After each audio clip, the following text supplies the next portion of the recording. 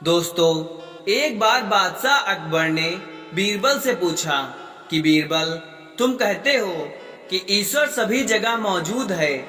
बीरबल बोले, हाँ महाराज, ईश्वर सभी जगह मौजूद है, इसमें कोई शक नहीं है।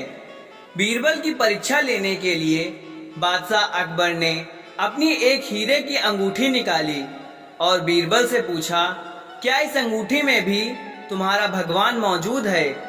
बीरबल ने जवाब दिया कि हाँ महाराज, वह इस अंगूठी में भी अवश्य ही मौजूद हैं। अकबर ने कहा कि तुम इस बात को साबित करो कि इस अंगूठी में भगवान मौजूद हैं। बीरबल के पास कोई जवाब नहीं था। उसने अपनी बात साबित करने के लिए कुछ समय मांगा। बादशाह ने उसे 3 महीने का समय दिया। बीरबल घर पहुंचा तो वह बहुत परेशान था। वह जानता था कि इस समस्या का कोई न कोई हल तो अवश्य होगा, लेकिन वह महाराज को समझाने का उपाय नहीं सोच पा रहा था और बिना उत्तर ढूंढे वह बादशाह का सामना नहीं करना चाहता था। चिंता के मारे वह कमजोर हो गया। इस घटना के कुछ समय बाद एक दिन एक छोटा सा लड़का बीरबल के घर भिक्षा मांगने के लिए आया। उसने बीरबल को उदास और परेशान देखकर बीरबल से पूछा कि आप इतने उदास और परेशान क्यों लग रहे हैं? आपको क्या परेशानी है? आप तो एक बुद्धिमान व्यक्ति हैं और ऐसे व्यक्ति के उदास होने का कोई कारण हो ही नहीं सकता। खुश और प्रसन्न रहना ही बुद्धिमान व्यक्ति की विशेषताएं हैं। बीरबल ने कहा कि बालक, कहता तुम सही रहे हो, लेकिन काफी दिनों से मुझे मेरे प्रश्न का उत्तर नहीं मिल पा रहा है, इसलिए परेशान हूँ। फिर बीरबल ने अपने और बादशाह अकबर के बीच हुई पूरी बात उस बालक को बताई।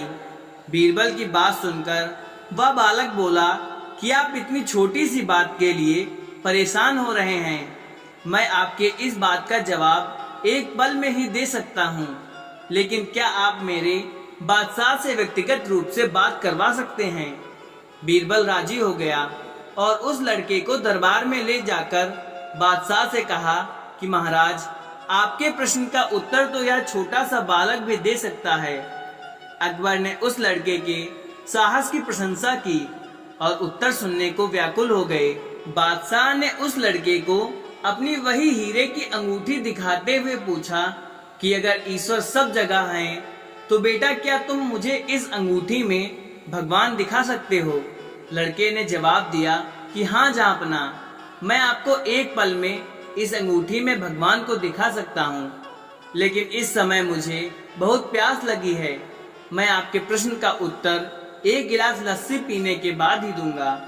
बादशाह ने तुरंत उस लड़के के लिए लस्सी लाने को कहा। तुरंत ही एक गिलास लस्सी उस लड़के के सामने पेश की गई। लड़के ने लस्सी पीनी शुरू की और बोला, महाराज, मैं मक्खन वाली लस्सी पीता हूँ, लेकिन आपका सेवक जो लस्सी लेकर आया है वह मुझे पसंद नहीं आई, क्योंकि इसमें से मक्खन तो बिल्कुल भी नहीं निकल रहा है। बादशाह ने कहा कि बेटा, इस लस्सी में बहुत सारा मक्खन है। लड़के ने कहा कि महाराज, क्या आपको पूरा विश्वास है कि इस लस्सी में मक्खन है? बालक की बात सुनकर बादशाह बोले कि हाँ बालक, मुझे पूरा विश्वास है कि इस लस्सी में मक्खन है।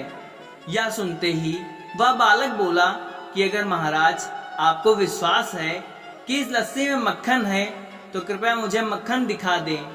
बादशाह जोर जोर से हंसे और बोले कि अरे, तुम तो इतना भी नहीं जानते कि लस्सी में मक्खन उसे मथने के बाद ही निकाला जा सकता है, और तुम यहाँ पर मुझे भगवान को दिखाने आए हो। लड़के ने जवाब दिया कि महाराज, मैं तो आपको आपके प्रश्न का उत्तर ही दे रहा हूँ। तब बादशाह उलझन में पड़ गए। लड़के ने कहा, महाराज, इसी तरह भगवान सभी जीव जंतु हर वस्तु के अंदर हैं, लेकिन उन्हें हम अपनी इन आंखों से नहीं देख सकते। उन्हें देखने के लिए हमें अपने मन की आंखों को जगाना जरूरी है। हम ईश्वर को महसूस कर सकते हैं और उन्हें अपनी बुद्धिमानी की आंखों से ही देख सकते हैं, लेकिन इससे पहले हमें अपने शरीर के पंच तत्व और वस्तुओं को भक्ति रूपी मथनी से दही की तरह मथकर अलग करना पड़ता है। उस लड़के के उत्तर से बादशाह अकबर उससे बहुत प्रभावित हुए। उन्होंने लड़के से पूछा, अच्छा अब तुम यह बताओ कि तुम्हारा भगवान हमेशा करता क्या रहता है। भगवान ने कहा कि महाराज, यह ईश्वर ही है जो हमारी संवेदनाओं को शक्ति देता है, हमारे दिमाग को समझ देता है, हमारे शरीर को ताकत देता है, और यह उन्हीं की शक्ति है जिससे हम जीते और मरते हैं। मन सोचता है कि वही कलाकार है और अपनी कलाओं का आनंद लेता है, लेकिन मनुष्य तो उस ईश्वर के हाथों की कठपुतली है। बादशाह के लिए एक छोटे बालक के मुख से यह सब सुनना एक नया अनुभव था। बालक की इन ज्ञान भरी बातों से बादशाह बहुत खुश हुए और बालक को ढेर सारा इनाम दिया। तो दोस्तों, अगर वीडियो पसंद आई हो तो एक लाइक और शेयर अवश्य करें। धन्यवाद।